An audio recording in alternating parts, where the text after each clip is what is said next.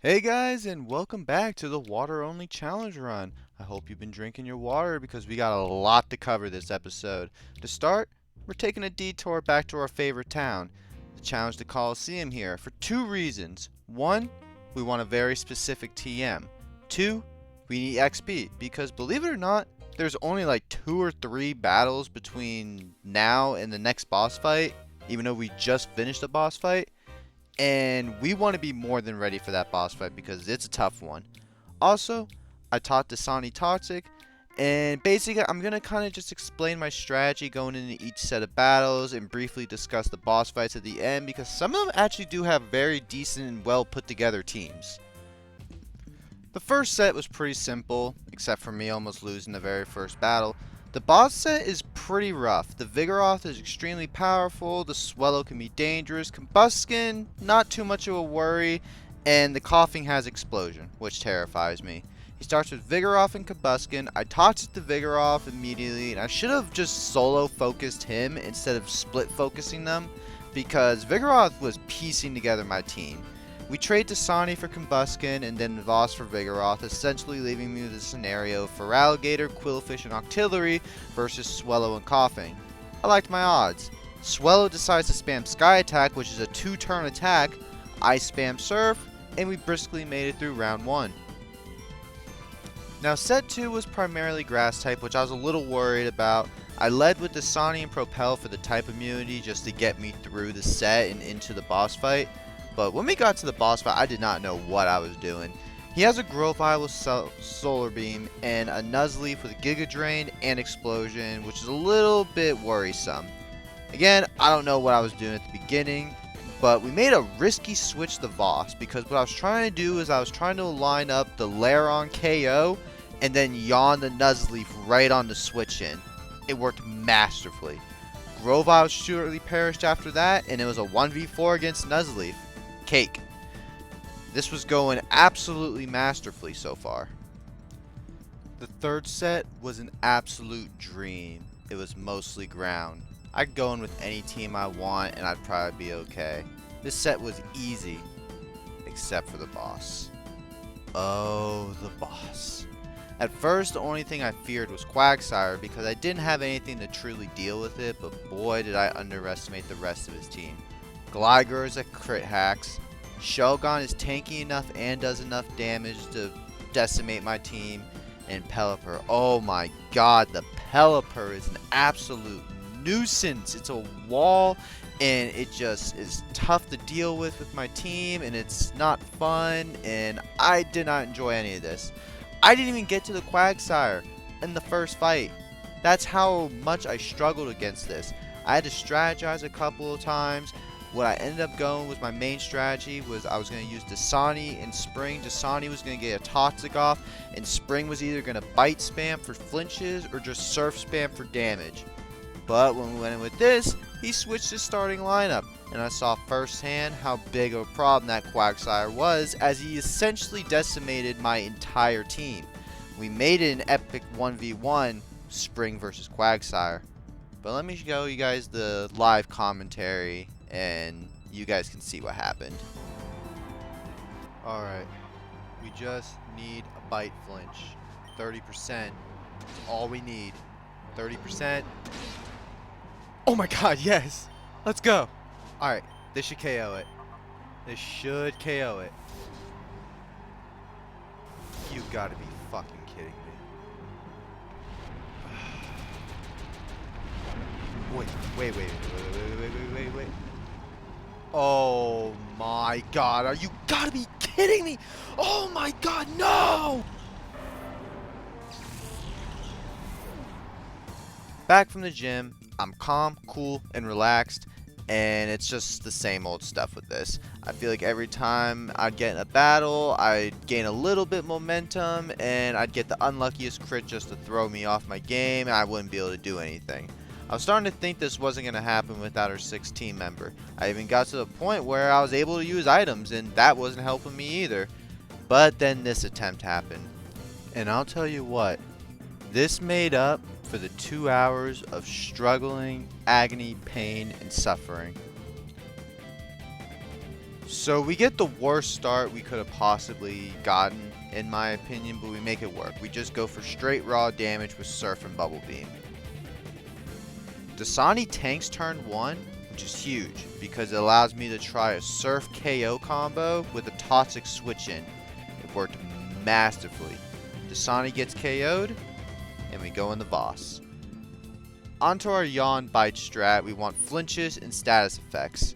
We get to use our 1 Hyper Potion here on Voss. I feel like it's the best situation to use it in.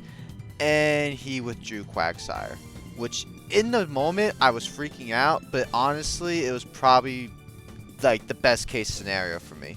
Voss is KO'd, but it's okay. We go into Propel. He gets a turn just to do 1 takedown, and then he gets KO'd. We go into Octillery. We knock out the Pelipper and the Shelgon in the same turn, and we're left with a 1v2. Octillery gets KO'd, but not after unleashing a pretty powerful side beam on him, and we're left with the long foretold 1v1 again. But this one is special. We get not only 1 flinch, not 2, but 3 flinches in a row. The Pokegods told me I earned this one. 2 hours later, and we still have the last set, the electric set. Now this would be a problem, but Boss learned Earthquake, so it's actually extremely easy. We sweep through the first 3 trainers with no problem. The last one though is a little tricky. She has an Electrode and a Lunatone, both of which that have Explosion and Protect. Her whole team has Protect. The Lunatone has Levitate, so I didn't know if I wanted to Earthquake and just focus on Electrode, or Surf spam, try to really focus on Lunatone while slowly damaging Electrode, which kind of put me in a weird position where I just wasn't doing a lot. She also has a Machoke and an Ampharos, who are really good damage dealers. Ampharos being kind of a bane to most of my team at this point. We lose the first time in this battle. We make a couple of tactical adjustments and prevail the second time pretty easily. And with that, Brick Break has been achieved. We're going to teach it to Spring because I feel like he can use it the best. We also gained quite a few levels, more than enough to put us on par with the next boss in the game. Now, allow me to quickly explain everything you gotta do between Boss 2 and Boss 3, because this is where a lot of people get lost. We go back to Gramps and told him that we wrecked shit at Mount Battle. Gave him our number, so now we're besties. We see on the news about Cipher and notice a new mysterious lab on the map, so we go there and check it out. As soon as we get there though, Duncan texts us that he has a couple of Myra B's peons and we can get some info out of them. But first, you can actually go and get this item right now, and it's a pretty good one. We get the pirate, we get the sheriff's number now, and see it's Folly, Trudley, Wreath, and Firma. None of them are happy to see us though, so what we do is we grab the keys, we open up, we steal keys off of Reef's belt while her girlfriend's literally just watching us. And you remember that big elevator back in the first hideout that we skipped over? Well, it's time to go use it now. Also, this is one of the few battles that we actually have in between the bosses, so cherish it.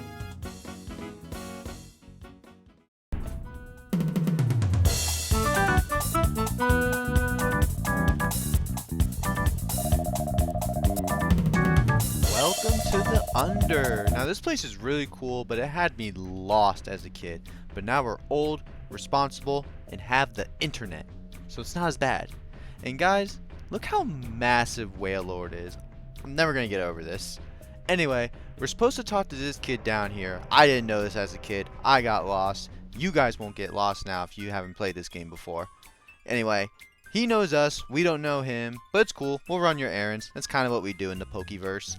Now we're gonna watch the Drama Queen, Nerdy Boy, and the Alpha talk. I guess they're going over plans, how they're gonna try to get rid of us, but we're not worried about that. We're hydrated over here. Anyway, we go over here. This kid also knows us. I guess we're the celebrities down here, not Venus.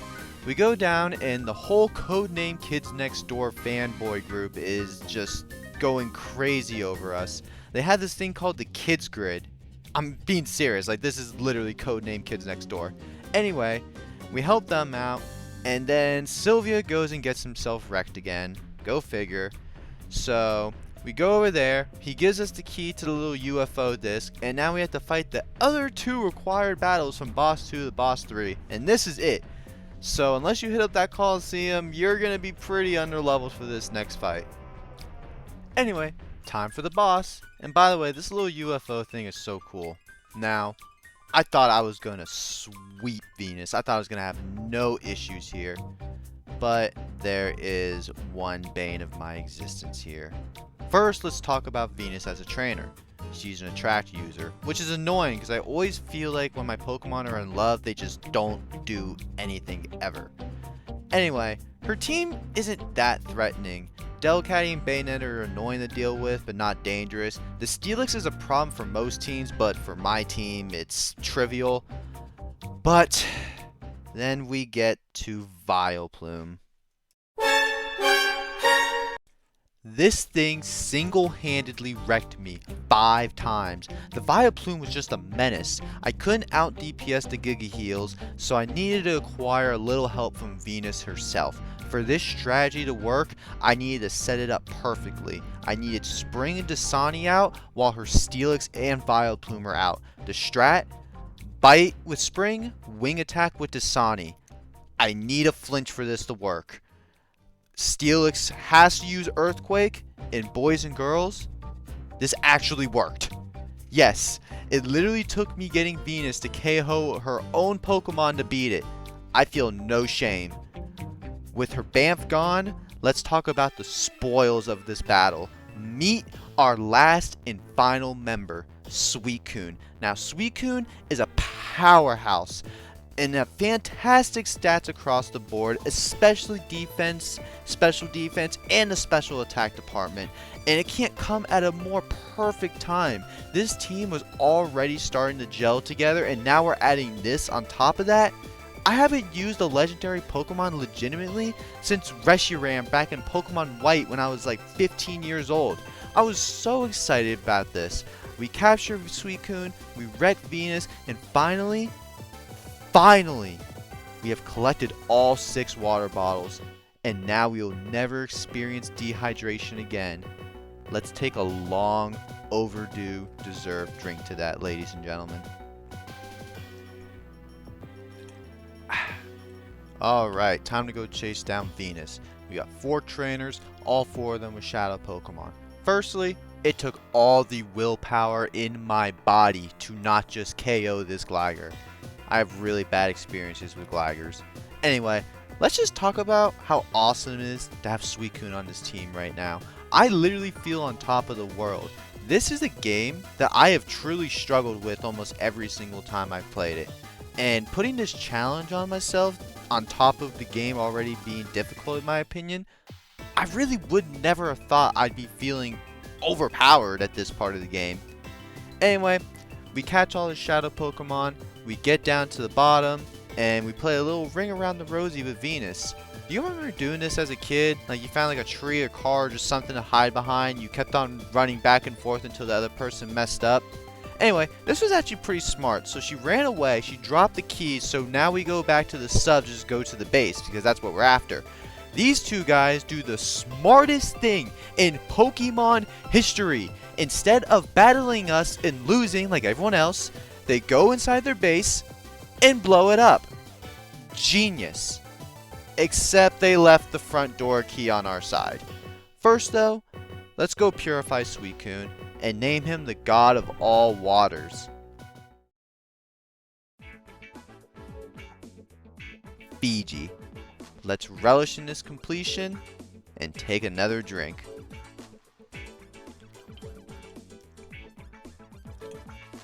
Okay, enough of that. Off to the Pokemon Lab.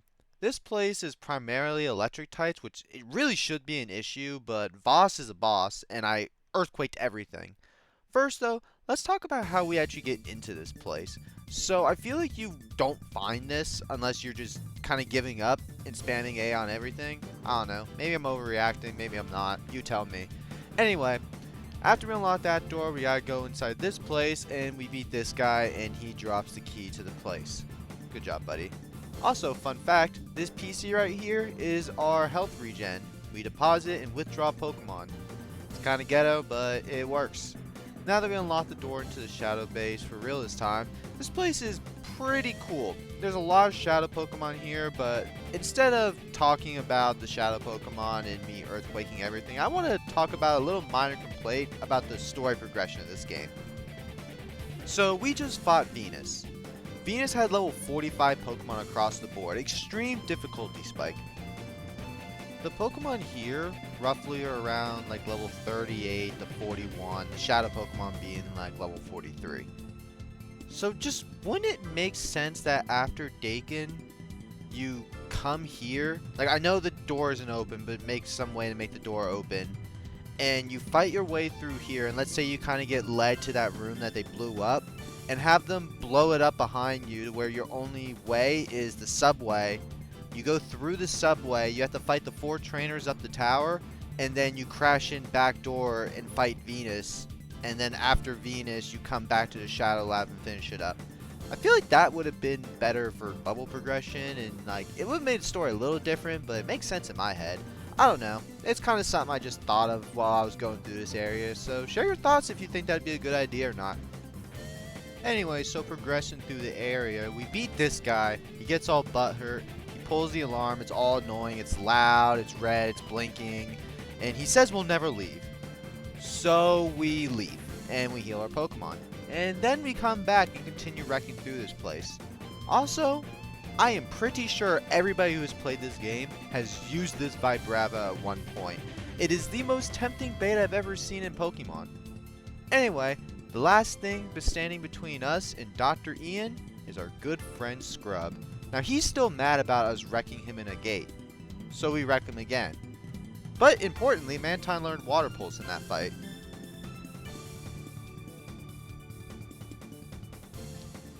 Time for the mad scientist himself.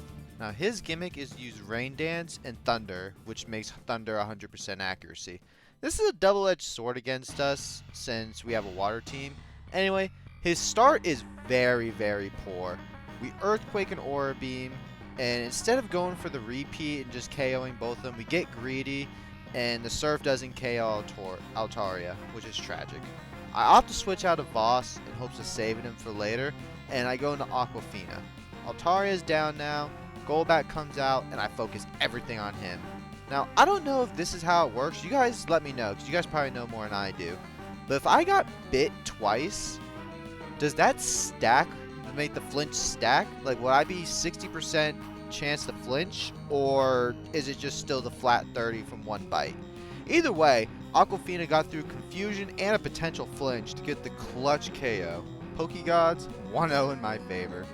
Now we have to deal with Raikou, and this thing just spams Thunder. Now I thought it was a tragedy that I didn't kill this Huntail and it got off a Rain Dance, but it actually saved us not killing it. So here I set up for the next turn, I go Surf, and if Huntail was down right here, the crit would KO Raikou. But here's another problem I have. Qwilfish is set to attack. But no worries, the Rain Dance Huntail set made Thunder 100% accurate and one-hit KO Qwilfish. Thanks again, Pokegods. I bring out Spring and throw my first ball, and we get the catch. Woohoo! That went very well. So we grab the story item, but more importantly, the Earthquake TM, which we put right onto Spring. Now time for some fresh air, and now we gotta go back to the under. So much for fresh air.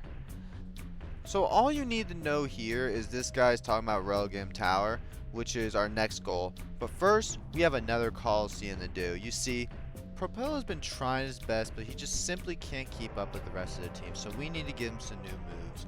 Our goal here is Sludge Bomb and Shadow Ball, two very powerful physical moves, perfect for him. So this time, instead of talking about just the bosses, I'm just going to talk about some of the specific battles that wrecked me, because I think that'll be a little more fun.